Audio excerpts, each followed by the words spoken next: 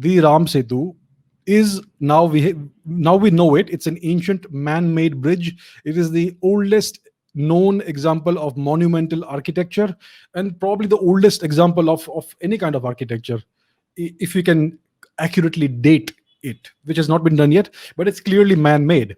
So the question arises, if this is a bridge that connected India and Sri Lanka, and it was constructed by people, by human beings, as is described in the Ramayana, then why is it below the sea level today?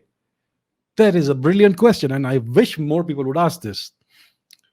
So, the answer is this: the sea levels of our planet fluctuate. They don't fluctuate from day to day, those are tides. That is not the fluctuation I'm talking about. There are climatic fluctuations that happen over a time frame of thousands of years. So about 25,000 years ago, we had about 25 to 20,000 years ago, we had the last glacial maximum. There was the most there was the highest extent of the last ice age. So there is the time when the ice sheets across the planet were at their maximum extent. So that was the last glacial maximum around 20,000 years ago. So that is when the sea levels were at the lowest. Now, I'm not saying Ram Setu was 20,000 years old. I am giving an example of a time when sea levels were much below what they are today, maybe even 100 meters below where they are today. So that would definitely connect India and Sri Lanka, and there was no need to build a bridge at that time.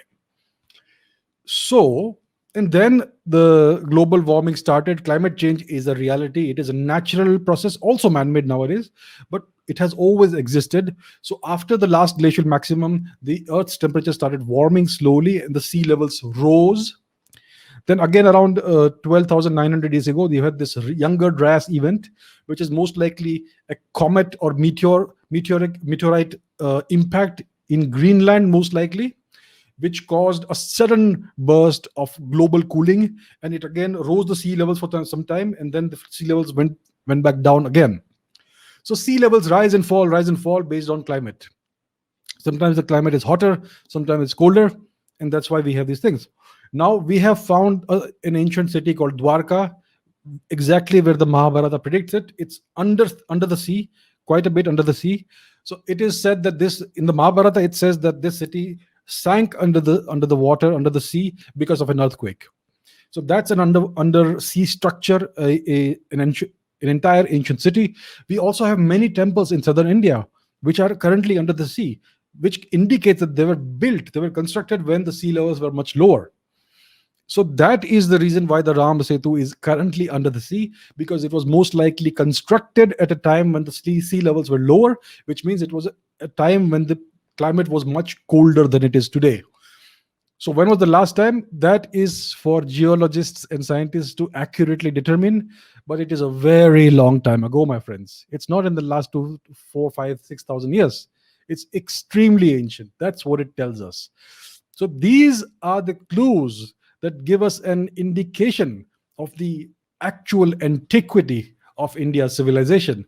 So the Ram Setu is minimum 7,000 years old, probably much older than that, which would give us an approximate date of the Ramayana.